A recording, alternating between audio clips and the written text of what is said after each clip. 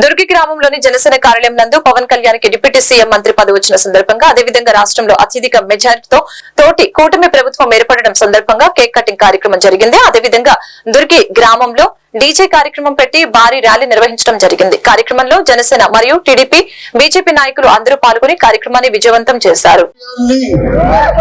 నా కర్తవ్యాలను సక్రమంగా నిర్వహించేందుకు అవసరమైన మేరకు తప్ప ప్రత్యక్షంగా గాని పరోక్షంగా గాని ఏ వ్యక్తికి లేదా వ్యక్తులకి తెలియపరచనని లేదా వెల్లడించనని దైవ సాక్షిగా ప్రమాణం చేస్తున్నాం.